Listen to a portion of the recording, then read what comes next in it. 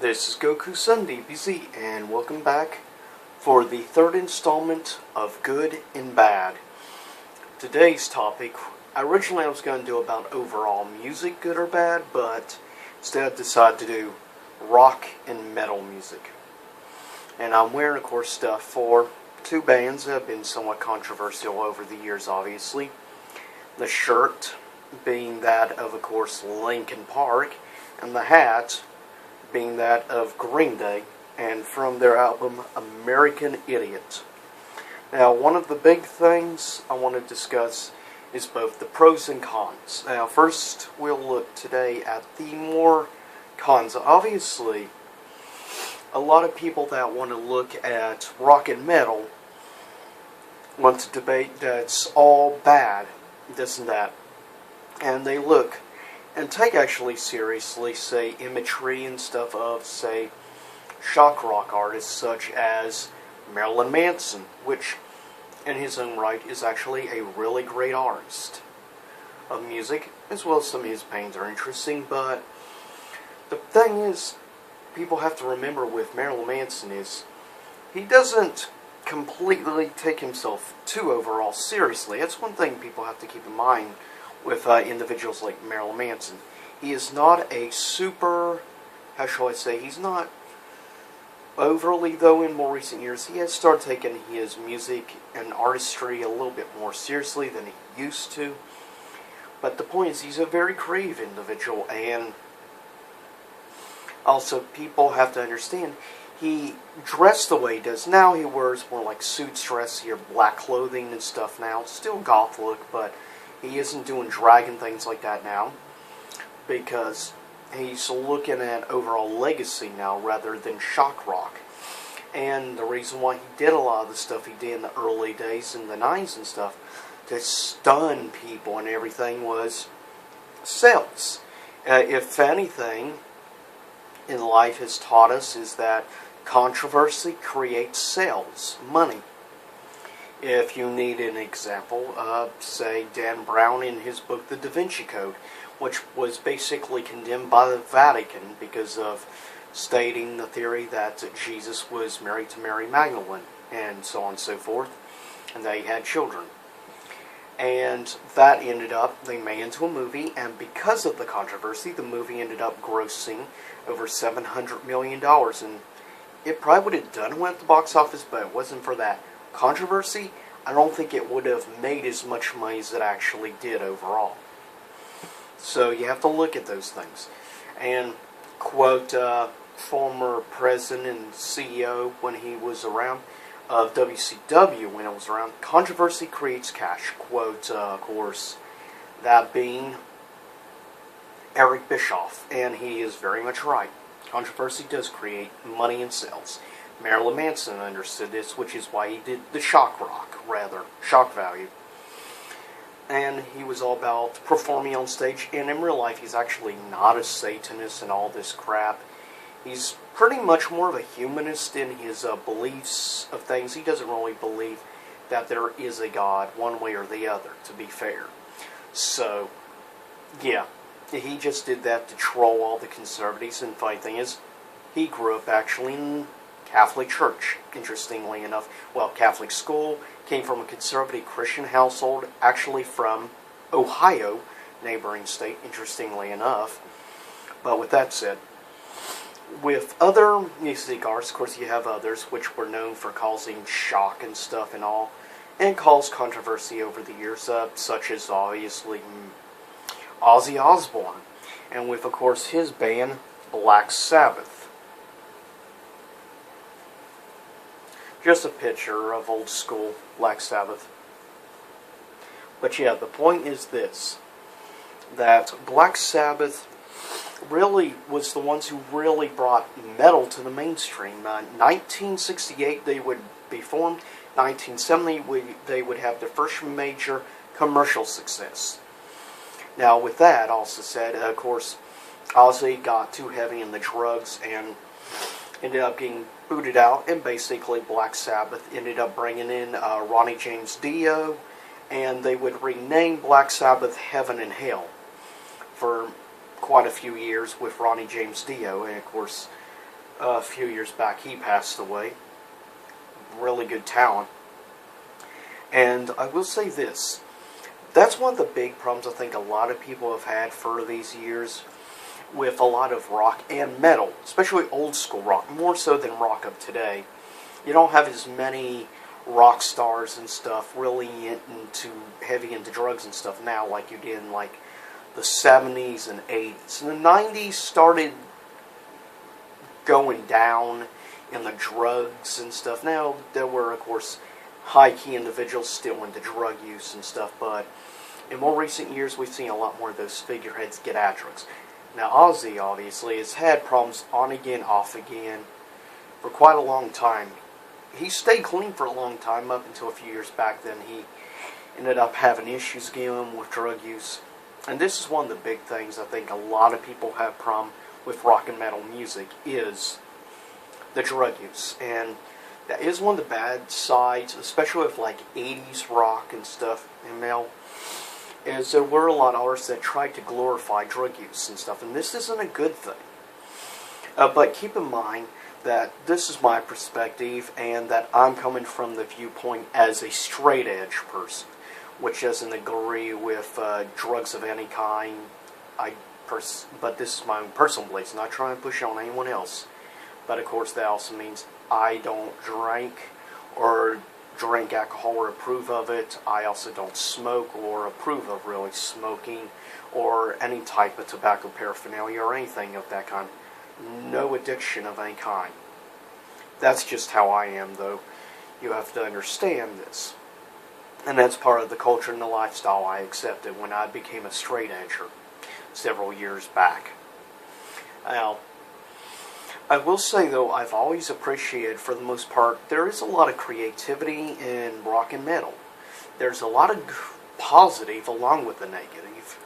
And a lot of the certain issues that people had, and of course, a lot of people issues with the harder side of like metal, being of course like death metal, black metal, and that being there's quite a few individuals in the black metal movement. Of course, if we look back to like the 90s, in like Finland, Norway, Scandinavian area, Eastern Europe, you had a lot of church burnings and stuff going on, and a lot of people blamed, of course, black metal bands for this. In particular, obviously, bands such as Venom and others, which is considered the founder of black metal. Sadly, a lot of these black metal bands did not condemn the actions of these radicals, but because of that, the genre, or subgenre rather, suffered because of it. And that was not smart on their part to not condemn the radicals. Also, now, of course, then we have, obviously, people who attack, in general, most rock and metal, the very strong conservative Christians, especially here in the United States, a lot of conservative hardcore Christians that attack, in general, rock and metal and call it the devil's music. And if you don't believe me, look here on YouTube. There's like two special things that these religious groups did. One is called Hell's Bells, The Dangers of Rock and Roll, and the other one is called They Sold Their Souls for Rock and Roll. And now these are these viewpoints and stuff, and those, of course, are coming from the conservative religious aspect of things, because they believe that these people sold their soul to become rock stars and stuff. Some people, I think, actually may believe this, that supposedly did, and actually may believe in it.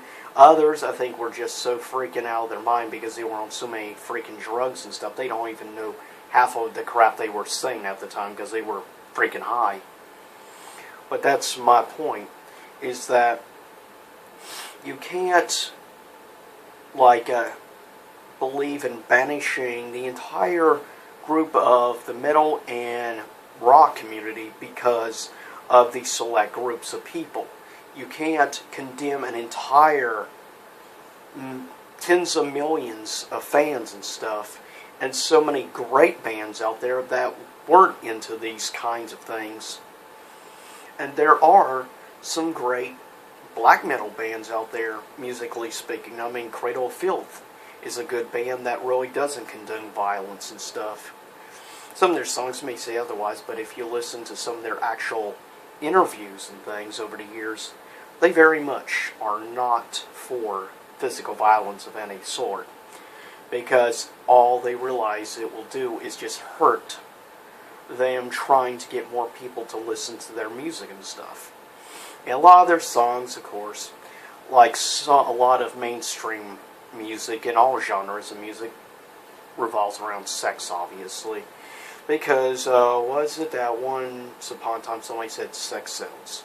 That's very true, especially if you listen to a lot of music of the 70s and 80s, especially mainstream bands such as Aerosmith, AC/DC, and Kiss being three of the bands I call like the triforce of like a sexual innuendo in like over-sexualized rock music. It's very true. These three bands in particular, very over-sexualized if you listen to a lot of their songs. I mean, seriously, it's ridiculous. And just too over the top. Some of them also have way too big egos. And that's another area where more rock, actually, than metal suffers. Is because of some of the enormous egos some people have in those respective genres of music. As I said, more so rock than metal. Because you have big names that can't seem to keep their mouths shut. Obviously, the frontman of Kiss, Gene Simmons, being one of those. Bono, which, don't get me wrong, Bono of YouTube's done a lot of great things over the years. A lot of good fundraising and stuff to help people. But the problem is, he doesn't let you forget about it, and he tells you over and over and over, whether it's a concert or on a news event like the Today Show or something like that, he will just keep pounding it in your face over and over. And that's one of the reasons why nowadays a lot of people consider Bono to be very pretentious, very much a egomaniac of sorts. And you see that in a lot of other groups as well. Now, then, of course, other sides, the negative side, and I'll start getting to the positive. You have and say bands that were considered good bands of what they called the new metal, new metal music wave in the late 90s, early millennium stuff. Linkin Park, without a doubt, is probably one of the forefathers of the good new metal music. Now, they became very controversial in, I believe it was 2010, when their fourth regular studio album would be released. And, of course, that was Thousand Suns, which, for me personally, I feel they only have maybe 3 good, solid songs on the entire album, Thousand Suns. It sounds more like a Radiohead album than a Linkin Park album. But it was definitely weak, and they had way too many of those stupid like sound bites and things in between songs. Way too many. It sounds too choppy. In a way, also too much.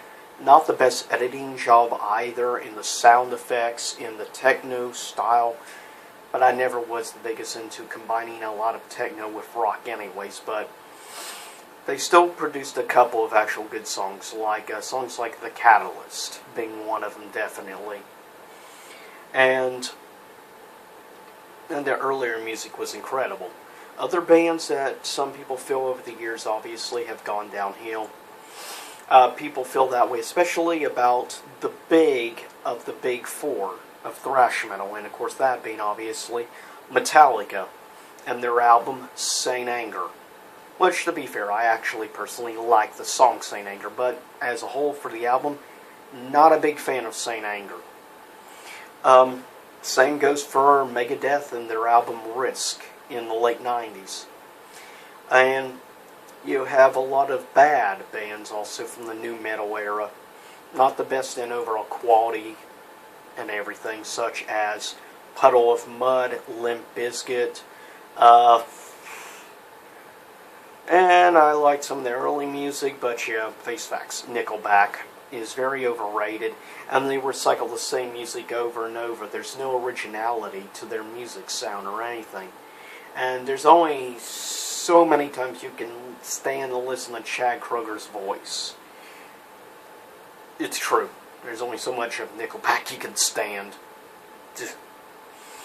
And for the most part, yeah, negative sides. Now, on the positive sides, of course, metal music in particular has been very controversial over the years for political music, such as Megadeth, which is known for their heavy political lyrics and means for their music, such as obviously songs like Symphony of Destruction, Countdown to Extinction, other great songs like, if you want to go back to the 90s also, Rust in Peace, or how about Hangar 18, or want to go farther back, Peace Sells. So many great albums, so many great tracks from this band.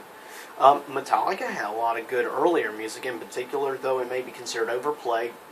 You gotta love Enter Sandman. And for other political music and earlier works, U2, like early U2 stuff from like the 80s and the 90s was actually really good for the most part. And that goes for a lot of bands out there. And some bands were willing to experiment and try new things out to help grow the genre of rock and metal and create new subgenres and stuff like the crossover rap rock Aerosmith did in the 80s with Run DMC. In the early 90s, Anthrax would do with, of course, Public Enemy, Bring the Noise remix. And the point is helped grow the fan base. And you have so many genres, subgenres of rock and metal today because of a lot of these bands.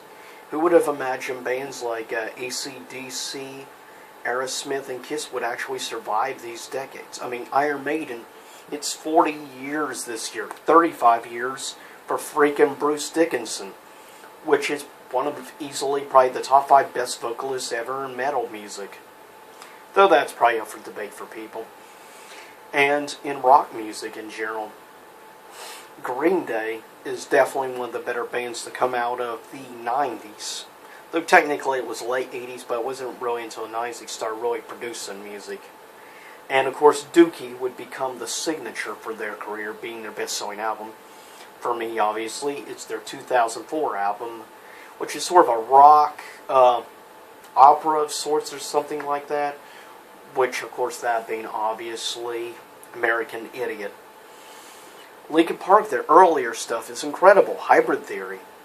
And though it's not all, sales doesn't always mean equal good product, but Linkin Park, Hybrid Theory is the best-selling hard rock album of the new millennium. Many other great bands came out of the new metal wave. I mean, you have great bands like Godsmack, of other good hard rock bands out there. And heck, there's been some really good Christian hard rock and metal bands that have come out. Regardless of whether the religious people want to recognize them or not, they are still considered Christian. Skillet, Red, Demon Hunter, Living Sacrifice. What's that other newer band called? We As Human or some? Bands people didn't know about back in the 90s. P.O.D. 12 Stones. Early day, though it was more just the front woman, of course that being Evanescence, Amy Lee. And a lot of other bands out there people don't know about. DC Talk. And to get on with also the positive side, I mean, you've had so many types of genres over the years, though I think probably some of the best rock music came out of the alternative genre. And definitely of the new millennium, this is perhaps the best band to come out. Being fronted by, of course, the frontman of Tool, and that is A Perfect Circle. And this is perhaps one of the easily best rock albums ever. 13th Step by A Perfect Circle. Such an incredible album with songs like Weak and Powerless, or how about songs like Blue, Gravity, The Outsider, The Package, Lullaby. I mean, it's just an incredible album. Every song and track on that album is incredible.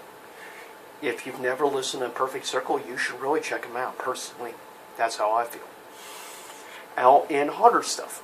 As I said before, controversial, yes, but nevertheless, artists like Ozzy Osbourne are incredible and has produced some incredibly iconic music. Crazy Train, Mr. Crowley, which of course is actually about an occultist called Aleister Crowley, but that's a topic for another vlog. And yes, so many. And of course, definitely of the new wave, new millennia, probably the biggest iconic metal band to come out of the new millennia, Disturbed. And this is seriously, easily, maybe their second best album to date. Definitely, Immortalized is a good song, and I highly recommend you check it out. But tell me what you thought so far of my good and bad segment on rock and metal. And of course, of other great bands, you should really check out music that's really aged well over the years, and more instrumentals. A little bit long at times, but definitely great. You should check out is, of course, bands like Dream Theater for evolution, or rather revolutionaries when it comes to their respective genre of instrumental type metal and alternative rock. You have great bands to come out of other projects, such as Miles Kennedy with his group Alter Bridge, which is basically Creed minus Scott Stepp. And speaking of, Creed is one of those debatable bands, because their early work was good. Definitely Human Clay, somewhat overplayed, but a great album. And definitely their debut album, My Own Prison, is an incredible one. And goth music, definitely, of earlier goth bands. If you've never heard, check out 69 Eyes. And I would have to say, if you ever get a chance to ever check out Japanese rock, you should check out this band called Kaza. Kaza is an incredible band. And I'm somewhat biased because I actually saw them back last year, got their autographs, even got a picture taken with Kaza. And they are seriously as one awesome, definitely female Japanese singer. I mean, seriously, you should check out some of their music, Kaza. And their album called Evolution. Seriously, it's actually really good.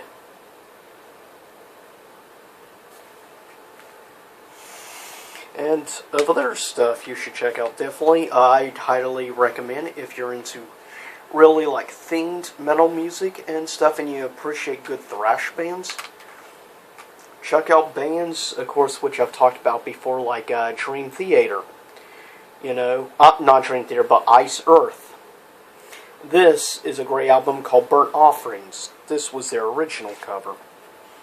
Then you have bands like this, well, other special albums, which is a redone version of their songs from their first album, and also from their special tribute album to other great bands of the past. And their most recent album, from a few years prior, called Plagues of Babylon, which is an incredible album, and I love the artwork. And this, which is easily probably my favorite, definitely my favorite album from the band, and perhaps my favorite metal album. And this is definitely great. It's called, of course, Dark Saga, and the entire album is dedicated to Spawn, right there on the front. And all of the artwork is even done by Todd McFarlane himself, the creator of Spawn. So seriously, check him out.